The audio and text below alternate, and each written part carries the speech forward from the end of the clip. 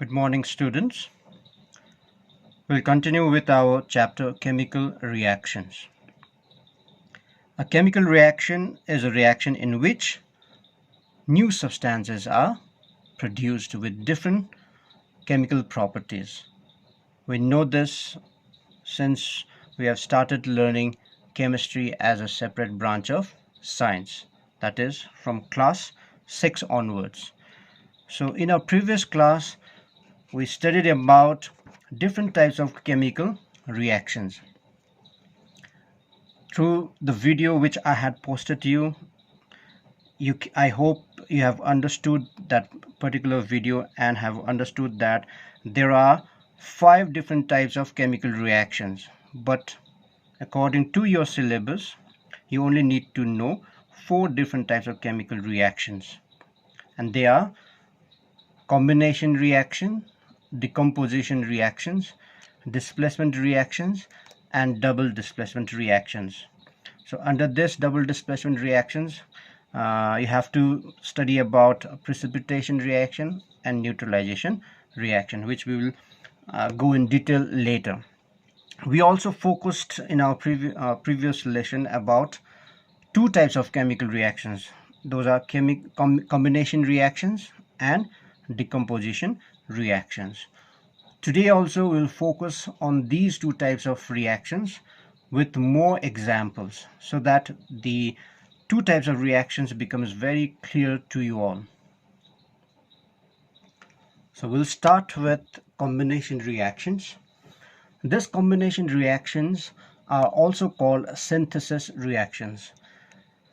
This is because the product which will be formed, those products will be formed by the direct combination of the atoms which makes the product. In many cases, when you go to higher classes, this same combination reactions are more called as synthesis reaction instead of combination reactions, and especially in reactions such as laboratory preparation of ammonia, this synthesis reaction is very important. So we'll see these combination reactions with different examples. Now, I hope you are very clear about what is combination reaction. We'll revise this once again in this class also. So, when 2 different substances combines with each other, I'm again taking the help of Legos. So, say suppose this is one substance and this is another substance, B. So when these 2 substances, different substances, they combine with each other, they react with each other to combine to give a new product, AB. So here A combines with B to form AB. Now remember, I told you this reaction is also called synthesis because here the product AB, product which is formed, this product contains A and B, and A is one of the reactant and B is another reactant. So these 2 reactants directly combine with each other to give the desired product. This type of reactions are also called synthesis reactions. Let's take some examples of combination reactions or synthesis reaction. Let's go to the first example, that is burning of magnesium. So when we burn magnesium, always remember students, when we say burning, you have to understand that it is the reaction of any substance with oxygen. So whenever you see burning, you always have to take that the reaction is with oxygen, because oxygen helps others to burn.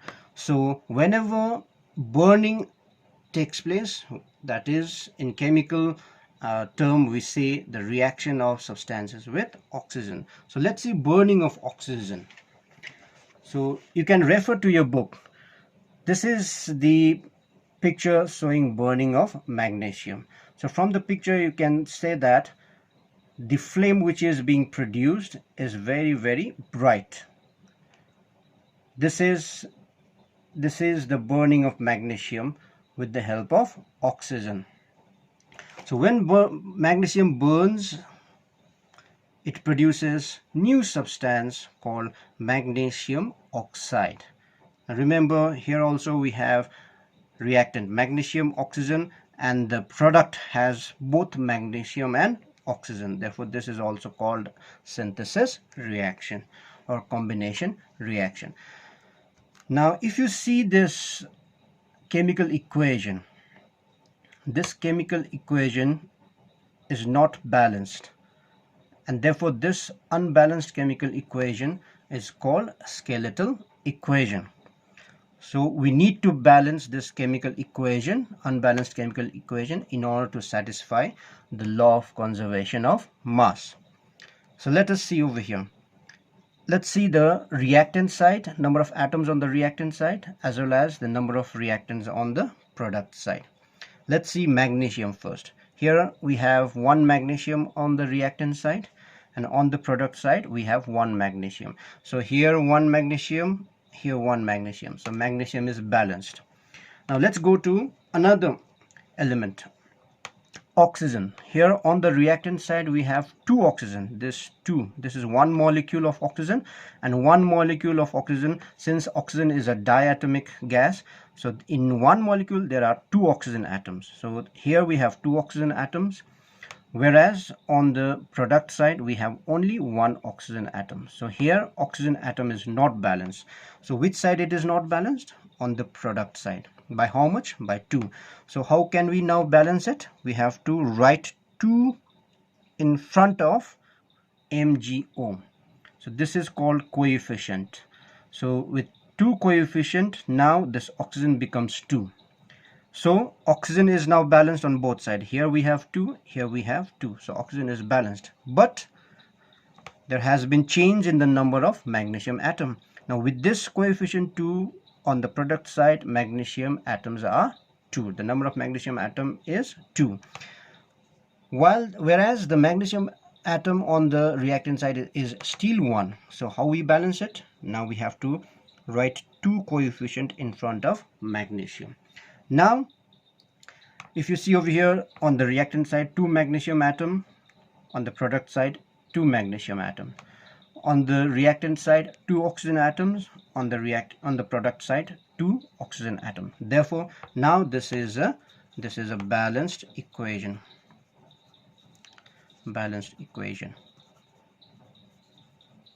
And this balanced equation satisfies the law of conservation of mass.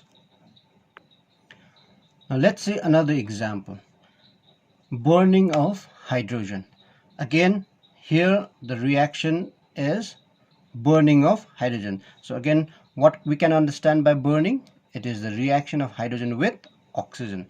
So let's see, there are two reactants, one is hydrogen and the other one is oxygen. These are the two reactants. These two reactants combines together to give one product, that is water.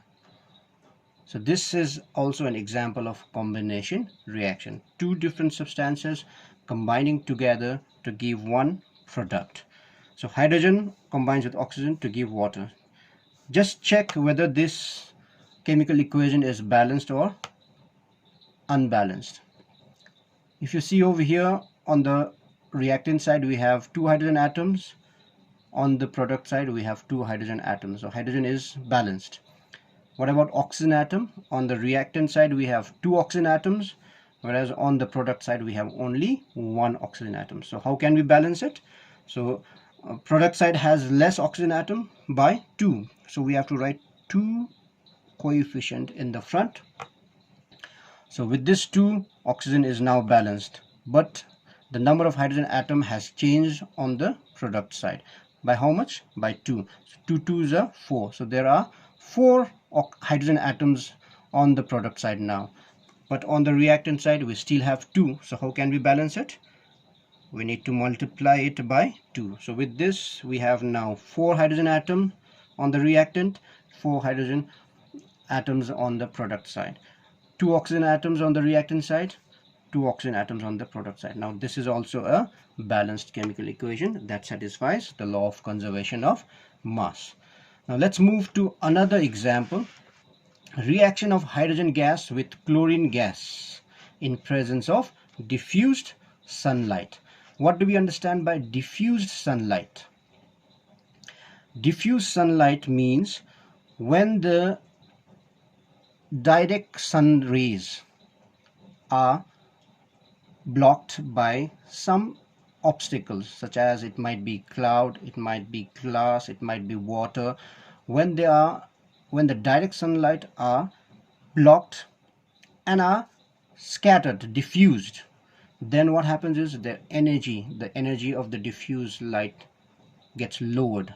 So with this lower energy sunlight, which is called diffuse sunlight, in the presence of such diffuse sunlight, hydrogen gas reacts with chlorine gas to form hydrogen chloride gas. So again here, if we see over here, hydrogen gas combines with chlorine gas. What is the condition? In diffuse sunlight. Why we are carrying this reaction in diffuse sunlight? I already told you that diffuse sunlight have lower energy. With this less energy, the reaction will be much safer reaction. Otherwise, with direct sunlight, which have more energy, the reaction will be very violent. So in order to reduce the violent nature of the reaction, we have to carry this reaction under diffused sunlight. So when hydrogen gas combines with chlorine in presence of diffuse sunlight, it will produce hydrogen chloride gas. This is another example of combination reaction. Now let's say another example, reaction of sodium with oxygen. Again, we can say this is also in another way we can say burning of sodium. Burning of sodium means reaction of sodium with oxygen. So sodium burns in presence of oxygen with a yellow flame to produce sodium peroxide, which is a yellow powder. So here also sodium is one substance, oxygen is another substance. They two combine together to give one product, combined product, and therefore this reaction is also a combination reaction. Let's see last example, that is reaction of nitrogen gas with hydrogen gas. So nitrogen is one reactant and hydrogen is another reactant. These two react with each other, but they react under some conditions. What are those conditions? These two react with each other at high temperature. They have to be heated to around 450 degrees Celsius, and at this temperature also they react with each other only in the presence of catalyst. And here in this particular reaction, iron is used as a catalyst. So what are catalysts? Catalysts are those substances which changes the rate of reactions without itself undergoing reaction. So catalysts, they do not react, but they help others reaction to take in a higher speed, or sometimes in some cases catalyst also decreases the speed of reactions. But in this particular case, this catalyst increases the rate of reaction of nitrogen and hydrogen.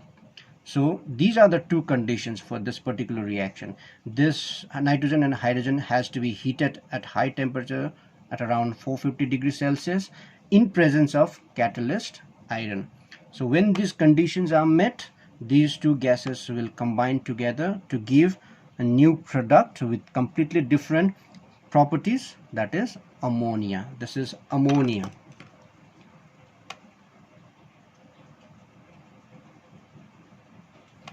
So again, this is also an example of combination reaction. Now let us see the second type of chemical reaction, that is decomposition reaction. Now decomposition reaction is just the reverse or the opposite of combination reaction. In combination reaction, two substances were combining to give one product, whereas in decomposition reaction, one product breaks or splits or decomposes to give two different products.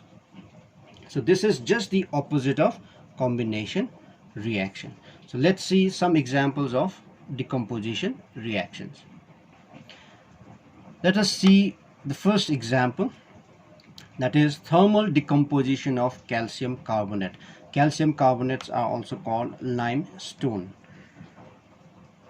So this is a decomposition reaction, and when heat initiates this decomposition, then that particular decomposition reaction is called thermal decomposition reaction. That means the decomposition reaction takes place due to heat.